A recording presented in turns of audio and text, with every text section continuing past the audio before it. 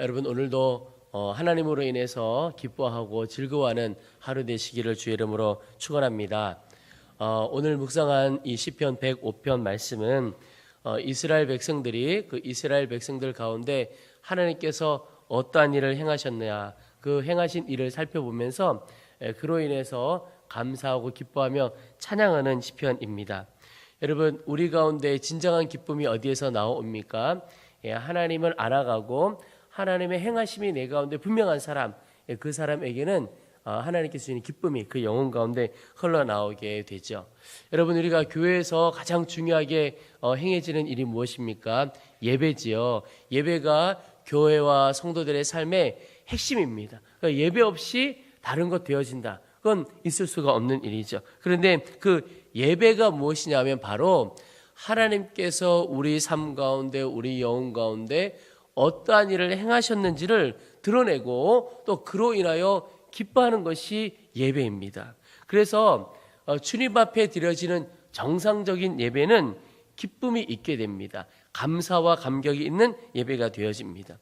여러분, 저는 목회를 하고 우리 교회를 섬겨가면서 가장 중요한 기도 제목 중에 하나가 하나님, 우리 교회에서 드려지는 예배는 기쁨의 예배, 또 감사가 있는 예배, 축제와 같은 예배이기를 소망합니다. 그러니까 영적으로 예배가 기쁨이 되어지지 않는다면 다른 것은 무엇을 해도 이 영혼이 살아나기가 어려운 것이죠. 하나님을 아는 기쁨, 그로 인한 간증과 소망이 우리 가운데 예배를 통해 흘러가고 또 그 예배를 주님께서 기뻐 받으시기를 소망하는 것입니다. 여러분, 교회를 위해서도 기도해 주시고 또 우리 한 사람 한 사람을 위해서도 꼭 기도해 주시면 좋겠습니다. 하나님, 우리의 교회 예배가 기쁨이고 내가 예배하는 자리에 나아갈 때마다 하나님의 행하심이 드러나서 기쁨과 감격이 내 가운데 넘쳐나기를 기도해 주시기를 소망합니다. 그래서 우리 교회는 절대로 빨리 예배 드리고 다른 거 합시다, 이게 아니고 예배가 너무 중요하고 예배가 너무 좋습니다. 그런 교회이기를 소망하는 것입니다. 여러분, 그런데 오늘 말씀도 보면 예배 안에 있는 간증이고 찬양이라고 할 수 있는데 하나님이 이런 분이시다라고 하는 고백이 나옵니다. 근데 오늘 본문에 보면 하나님은 어떤 분이시냐 읽어가는 중에 먼저는 하나님께서 그들을 애굽에서 인도하여 내신 하나님이라는 것을 말씀하고 있습니다. 37절에 마침내 그들을 인도하여 은금을 가지고 나오게 하시니 그의 지파 중에 비틀거리는 자가 하나도 없었도다 그랬습니다. 하나님께서 이스라엘 백성들을 애굽 땅에서 나오게 하셨다는 것이죠. 그런데 여러분, 단순히 이 말씀은 하나님께서 우리를 인도해 주셨다, 그것도 참 놀라운 하나님의 은혜죠. 그런데 조금 더 나아가서 애굽에서 나오게 하셨다, 이것은 영적으로 노예의 삶을 살던 삶에서 자유자의 삶으로 이끌어 주셨다 하는 뜻입니다. 그 말은 옛사람에서 새사람의 삶으로 이끌어 주셨다는 겁니다. 여러분, 우리가 새 사람이 된 것을 믿음으로 다 취하십니까? 그것을 정말 믿으십니까? 말씀에 누구든지 그리스도 예수 안에 있으면 새로운 피조물이라, 이전 것은 지나갔으니 보라 새 것이 되었도다. 여러분, 우리는 옛사람으로 살아가는 게 아니고 이제 새 사람이 된 겁니다. 예수 그리스도를 믿으면 일어나는 변화가 옛사람을 벗어버리고 새 사람을 입는 것이죠. 새 사람이 무엇입니까? 죄의 사슬에서 노임을 얻고 모든 묶임에서 자유함을 얻고 기쁨과 자유를 누리는 그런 새로운 인생, 새 인생을 살아가게 된다는 겁니다. 갈라디아서 2장 20절에도 내가 그리스도와 함께 십자가에 못 박혔나니 그런즉 이제 내가 산 것이 아니오 오직 내 안에 그리스도께서 사시는 것이라. 여러분, 이제 우리는 새 사람이 되었고 그리스도로 살아가는 사람입니다. 근데 중요한 것은 내가 내 인생을 볼 때, 내 삶을 볼 때 정말 그렇게 살아가느냐는 겁니다. 여러분, 우리는 예수 믿고 우리 새로운 피조물이 되었고 새 것이 되었고 또 내 안에 그리스도께서 사신 것이고 그런 삶을 정말 살아가십니까? 말씀은 진리로 와 있는데 내 삶은 그렇지 못할 때가 있지요. 보면 새 사람이 되었다 그러는데 돌이켜보면 옛사람처럼 살아가요. 여전히 죄의 종로를 타며 살아가기도 하고 여러 가지 삶의 눌림, 묶임 가운데 묶여 살아가기도 하고 내 가운데 나는 죽고 예수로 사는 것이 아니라 나는 살아나고 예수님은 어디 보이지 않는 것 같고 이렇게 살아갈 때가 여전히 있지요. 그럴 때가 있습니다. 여러분, 왜 말씀과 우리의 삶에 간격이 있을까요? 믿음의 차이가 있는 겁니다. 여러분, 내가 드러나는 모습은 옛사람의 모습이 내 가운데 보일 때가 있어도 선포하는 겁니다. 믿음으로. 나는 이제 옛사람이 아니고 새 사람이 되었어. 새롭게 되었다고 선포를 해 나가는 겁니다. 나는 이제 죽은 사람이고 예수의 생명으로 사는 것이라고 믿음으로 받아들이고 선포하는 것입니다. 믿음이 이 말씀과 우리의 삶에 있는 이 간격을 메워서 이 진리의 말씀이 실제가 되어지도록, 그래서 이스라엘 백성들을 애굽에서 나오게 하신 하나님, 죄의 삶, 옛사람의 삶에서 새 사람으로 일궈주셨던 그 하나님의 역사가 오늘도 우리 가운데 일어날 것이 아니고 이미 일어난 것을 믿음으로 받아 누리게 되는 겁니다. 여러분, 오직 주님께서 약속하시고 허락하신 이 새 삶을 믿음으로 누리게 되는 하나님의 역사가 오늘 우리 가운데 있기를 축복합니다. 또 하나, 하나님은 어떤 분이시냐? 39절에 보면 여호와께서 낮에는 구름을 펴사 덮개를 삼으시고 밤에는 불로 밝히셨으며 그랬습니다. 이 말씀은 하나님께서 이스라엘 백성들을 광야를 지날 때, 광야를 이끌어 가실 때 어떻게 하셨나를 말씀해 주고 계신 본문이죠. 우리가 흔히 낮에는 구름 기둥으로 밤에는 불 기둥으로 이런 표현이 있는데 바로 이 39절의 말씀입니다. 여러분, 한 가지는 뜨거운 태양이 비춰지는 그때 낮에는 구름이 있고 또 밤에는 칠흑같이 어둡잖아요. 근데 그곳에 불기둥으로 불로 밝혀주셨다는 것은 하나님께서 선명하게 인도해 주셨다는 것을 보여주는 것입니다. 그 200만 명 정도 되는 이스라엘 백성들이 흩어져 있고 이게 진영을 갖추고 있어도 멀리서 다 보이는 거죠. 하나님이 함께 하시고 하나님이 인도하시는 것을 눈에 보이도록 우리에게 가르쳐 주시는 거죠. 근데 그것과 함께 또 하나 참 놀라운 것은 오늘 여기 보면 낮에는 구름을 펴사 덮개를 삼으시고 밤에는 불로 밝히셨다, 이런 표현이 있죠. 덮개를 삼으셨다는 구절을 우리가 이해해야 될 필요가 있는데요. 제가 아주 오래전에 성지순례를 가보니까 그곳은 광야지대입니다. 낮에는요 굉장히 뜨겁고 반면에 밤이 되면 굉장히 춥습니다. 우리나라에서 겪는 겨울과는 또 다른 추위가 그 광야지대에 있습니다. 근데 여러분, 이 오늘 말씀을 바꿔서 밤에는 구름을 펴사 낮에는 불로 이러면요 정말 살기가 어려운 겁니다. 오늘 이 낮에는 구름을 펴사 이 말은 그 뜨거운 태양을 구름으로 가리워 주셨다, 이런 뜻입니다. 그 광야지대에 가면요 낮에는 그늘로만 들어가면 비교적 시원하고 견딜 수가 있습니다. 그런데 태양빛을 그대로 받으면 너무 어려운 겁니다. 여러분, 오늘 이 39절의 말씀이 무엇이냐면 하나님께서 낮에는 뜨거운 태양빛으로부터 이스라엘 백성들을 보호해 주셨고 밤에는 불로 그 추위를 다 이길 수 있도록 지켜주셨다라고 하는 겁니다. 하나님이 얼마나 세심한 하나님이신가. 제가 우리 이스라엘 백성들이 홍해를 건너고 또 요단강을 건널 때마다 감격스럽게 우리 교인들에게 나눈 게, 건너간 것도 감격이지만 하나님께서 마른 땅으로 건너가게 하신 것, 그게 정말 놀랍고 세심한 하나님의 은혜다. 이게 만약에 마른 땅이 아니라면 건너가기가 얼마나 어려웠겠나. 걸어가기도 어렵고 수리 하나 건너기도 어려울 것이다. 근데 하나님은 오늘 본문에도 보면 광야 갈 때도 참 세심하게 지키시고 돌보시는 분이십니다. 낮에는 구름으로 밤에는 불로 다 밝혀주시고 지켜주신 거죠. 여러분, 우리 인생이 사실은 광야와 같은 인생이라고 할 수가 있습니다.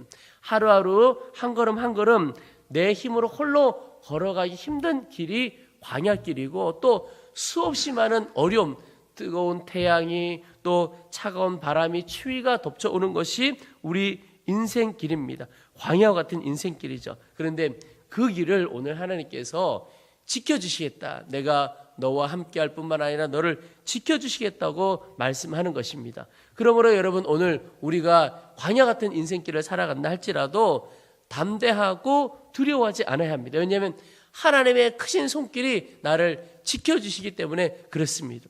여러분, 오늘도 살아갈 때 많은 공격들, 많은 어려움들이 우리 가운데 올 수가 있습니다. 어떤 것들이 있겠습니까? 세상의 말들이 우리의 영혼을 무너뜨리려고 할 수 있습니다. 여러분, 우리 아이들이 게임 같은 거 많이 하는데 좀 위험한 일이겠다고 싶습니다. 왜냐하면 그 게임 안에 나오는 모든 광경들이 굉장히 영혼을 무너뜨리는, 마음을 무너뜨리는 말이라든지 행동이라든지 그런 것들이 많습니다. 자기 자신도 모르게 무너져 갈 때가 있죠. 어른들도 마찬가지죠. 세상의 말들, 믿음 없는 말들, 부정적인 말들, 비난의 말들, 이런 말들이 내 영혼을 무너뜨려 갈 수가 있고, 또 환경과 처지도 그렇습니다. 내 눈에 보이는 환경과 처지, 그것이 내 영혼을 무너뜨리려고, 흔들어 오려고 아주 불화살처럼 다가올 때가 있습니다. 우리의 생각을 통하여 우리를 무너뜨리려고 하는 많은 공격들이 있죠. 근데 여러분, 그때 우리가 바라볼 것은 그 모든 것으로부터 우리를 지켜주시는 주님을 바라보는 것입니다. 어떤 것이 다가와, 어떤 불화살이 다가와도 하나님께서 방패되셔서 우리를 다 지켜주시고 보호해 주시는구나. 우리가 거할 곳은, 달려갈 곳은 하나님의 품 안입니다. 하나님의 전능자의 그늘 아래로만 달려가기만 한다면 우리는 하나님의 은혜 안에서 안전하고 가장 안전한 삶을 살아가게 되는 거죠. 여러분, 오늘 어떠한 세상의 공격이 있고 어떠한 어려움이 오더라도 주님께서 우리를 지켜주시는구나. 하나님의 놀라운 권능의 손으로 우리를 지켜주시는구나. 두려워하지 않고 담대하게 내가 가야 할 길 뚜벅뚜벅 걸어가고 하나님을 경험하는 하루 되시기를 축복합니다. 또 하나, 오늘 하나님은 어떤 하나님이시냐? 그들이 찬양하는 하나님은 우리의 필요를 채우시는 하나님이십니다. 오늘 40절 41절에 보시면 그들이 구한즉 메추라기를 가져오시고 또 하늘의 양식으로 그들을 만족하게 하셨도다. 반석을 여신즉 물이 흘러나와 마른 땅에 강같이 흘렀으니 그랬습니다. 여러분, 그 광야길을 갈 때에 필요한 것이 무엇이겠습니까? 음식이 필요하죠. 또 물이 필요하죠. 생명수죠. 생수가 없으면 살아갈 수가 없죠. 그런데 그 광야길을 가는데 거의 200만 명 정도 되는 이 이스라엘 백성들이 하루도 굶은 적이 없고, 옷이 헤어져서 문제가 생긴 적이 없고, 신발이 따라서 어려움을 겪은 적이 없을 정도로 하나님께서 그들의 모든 필요를 다 채워주신 겁니다. 먹을 것이 필요하면 먹을 것을 채워주시고, 입을 것이 필요하면 입을 것을 채워주시고, 물이 필요하면 물을 채워주신 겁니다. 오늘 표현에 하늘의 양식으로 이스라엘 백성들을 다 채워주신 것이죠. 여러분, 하나님은 우리의 필요를 아시는 분이십니다. 그리고 그 필요를 다 채우시는 분입니다. 나의 필요를 나 자신보다도 더 잘 아시는 분이 우리 하나님이시죠. 그런데 여러분, 하나님이 우리의 필요를 채우시는데 오늘 말씀에 조금 더 붙들었으면 하는 말씀은 어떤 말씀이냐면, 오늘 40절 말씀에 보면 그들이 구한즉 메추라기를 가져오게 하시고, 여기 보면 그들이 구한즉이라고 하는 표현이 있습니다. 여러분, 하나님께서는 우리의 필요를 다 아시고 채워주시는 분이신데 무엇을 더 원하십니까? 우리가 구하기를 원하십니다. 우리의 필요를 하나님 아시죠? 이렇게 할 것이 아니고 구체적으로 우리의 필요를 아뢰는 것이 필요하다는 겁니다.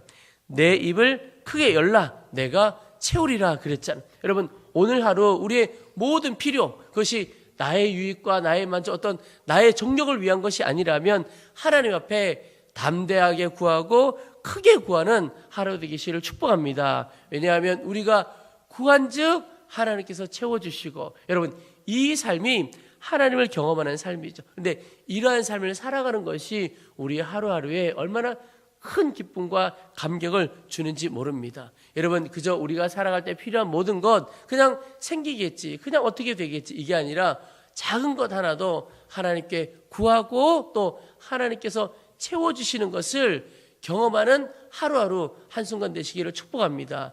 그렇게 살아가면 우리 삶 가운데 하나님께서 나를 아시고 채워주시는구나, 하나님 외에는 길이 없고 하나님만 붙들면 되는구나 라고 하는 믿음이, 또 감격과 즐거움이 우리 가운데 일어나게 되죠. 오늘 43절에 하나님께서 이스라엘 백성들을 이끌어 가신 것을 표현하기를 그의 백성이 즐겁게 나오게 하시며 그의 택한 자는 노래하며 나오게 하셨다, 이렇게 표현하고 있습니다. 여러분, 오늘 우리 심령에 즐거움이 있고 기쁨이 있고 우리 입술에 노래가 있다면 그러면 이미 이긴 것과 마찬가지지요. 하나님께서 오늘 우리를 그렇게 마음속에 즐거움이 있고 입술에 기쁨의 찬양이 있도록 이끌어 가시는 겁니다.